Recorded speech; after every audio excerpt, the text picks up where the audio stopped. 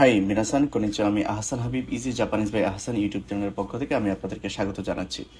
তো আজকে আমরা যে বিষয়টি দেখব সেটা হচ্ছে লেসন 12-এর ভোকাবুলারি। ক্লাসটি আজকে খুবই গুরুত্বপূর্ণ হতে যাচ্ছে, আপনারা ক্লাসটি প্রথম থেকে শেষ পর্যন্ত দেখবেন।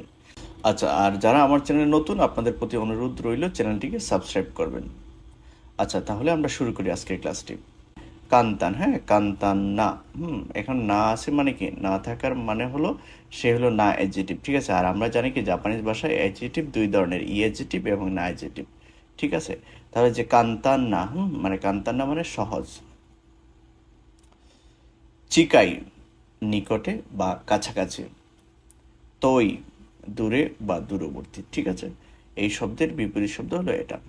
চিকাইয়ের বিপরীত শব্দ তৈ। হায়াই মানে দ্রুত বা তাড়াতাড়ি। অসই ধীরগতি বা ধীরে, ঠিক আছে, মানে স্লোলি, অসই। আচ্ছা, তারপরে কি আছে ওই, ওই মানে অনেক। আচ্ছা, তারপর ব্র্যাকেটে কি লেখা আছে, হিতগা ওই মানে, হিত মানে মানুষ, হ্যাঁ, অনেক মানুষ, এই যে অনেক মানুষ, ওই মানে অনেক। আর এখানে উদাহরণে দেওয়া আছে কি হিতগা ওই, এটা বইতেও দেওয়া আছে, আপনারা দেখে নেবেন, অনেক মানুষ। আচ্ছা, তারপরে কি আছে সুকুনাই, সুকুনাই মানে অল্প। আচ্ছা, হিতগা সুকুনাই মানে অল্প মানুষ।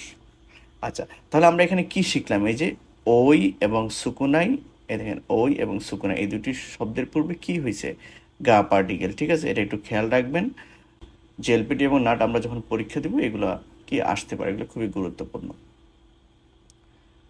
আচ্ছা, তারপরে কি আছে আতা তাকাই মানে গরম বা উষ্ণ, আতা তাকাই।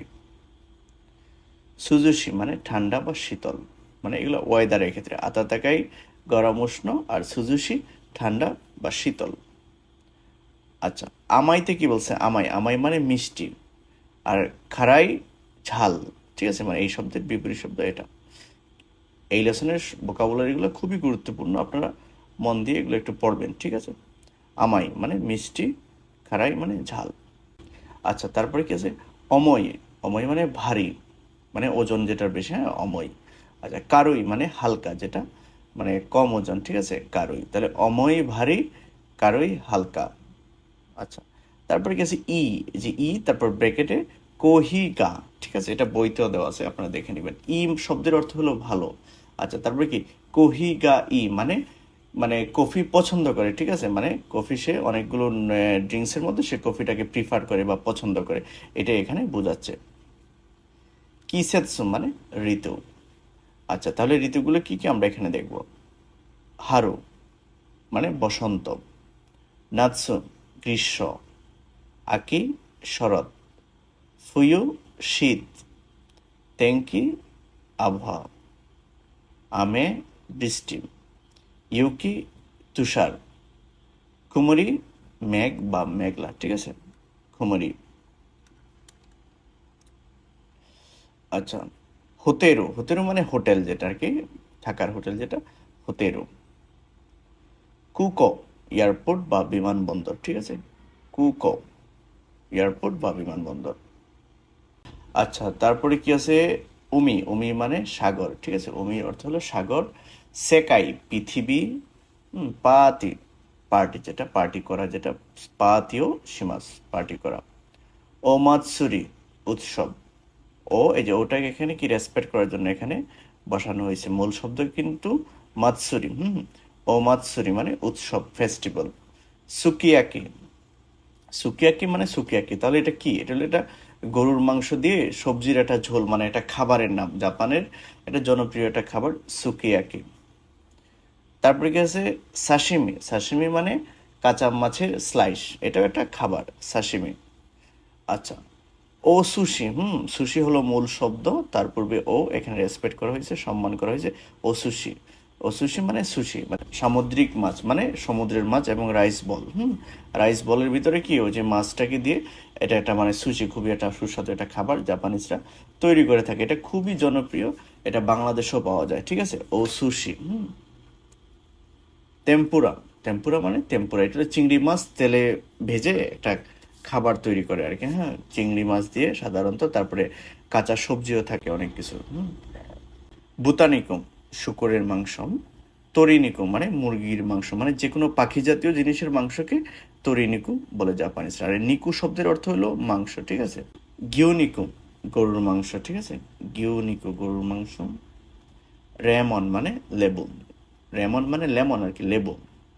ইকেবানা, ইকেবানা, ইকেবানা মানে ইকেবানা মানে একটা ফুল সাজানো, একটা মানে এটা অনেক একটা বড় ধরনের কাজ জাপানে, এটা অনেক দক্ষতার প্রয়োজন হয়। এই যে বিভিন্ন উৎসবে ইকেবানা, হ্যাঁ, মানে ফুলকে সাজানো হয় বিভিন্নভাবে, গাছের মধ্যে, ঘরের মধ্যে ডেকোরেশন করা হয় ফুল দিয়ে, এটাকে বলে ইকেবানা, ঠিক আছে। ইকেবানা ফুল সাজানোর একটা কাজ।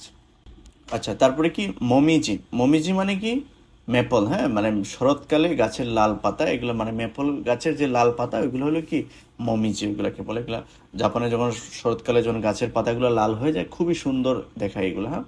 দোচিরা মানে কোনটি, মানে দুটির মধ্যে কোনটি, দোচিরা, দোচিরা মানে কোনটি, দুটির মধ্যে কোনটি। দোচিরা ম মানে উভয়, মানে দুটাই, ঠিক আছে, উভয়। দোচিরা ম মানে সেম শব্দ, জাস্ট খালি মোটা এখানে অ্যাড হয়েছে, দোচিরা ম মানে উভয়। ইচিবান মানে সবচেয়ে, হ্যাঁ, এখন ইচিবানের পূর্বে এখানে ইচিবান সীতা সবচেয়ে নিচে, ইচিবান উয়ে সবচেয়ে উপরে হতে পারে। যুত্ত মানে অনেকক্ষণ বা একটানা, যুত্ত কন্টিনিউয়াস বোঝাচ্ছে, যুত্ত অনেকক্ষণ বা একটানা। হাজিমেতে প্রথমবার, হাজিমেতে প্রথমবার, ফার্স্ট টাইম।